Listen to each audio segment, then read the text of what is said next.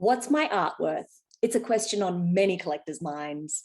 How can you find out what your art is worth without being taken for a ride? Well, I'm here to tell you that the value of your art depends on what you're doing with it. What does this mean? Well, if you want to sell the work, it's going to be worth X. And if you want to insure it, it's going to be worth Y. And if you're looking for a value for estate tax or donation purposes, you guessed it, it's worth Z. So let's take a look. If you were to sell it, you could go to auction, or you could sell it on eBay, perhaps consign it with a gallery, just to name a few.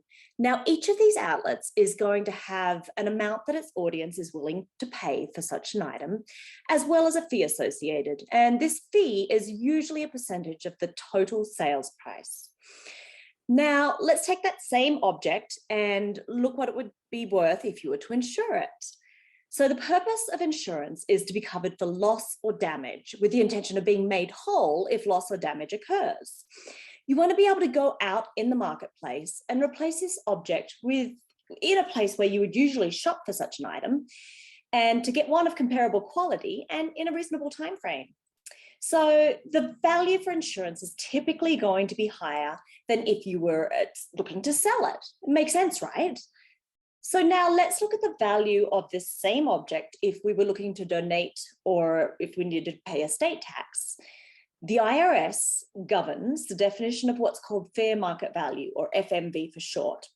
And it's the price that a property would sell for on the open market.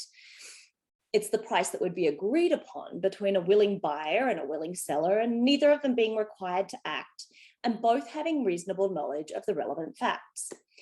So where do we find such a value as this? Well, we look to actual past sales, and we take these comparables and we'll just adjust according to how comparable they are. For example, if your piece is bigger or smaller, or a subject matter that's more or less popular, we'll take these variables and justify why they were adjusted up or down in relation to that comparable that was an actual sale that occurred.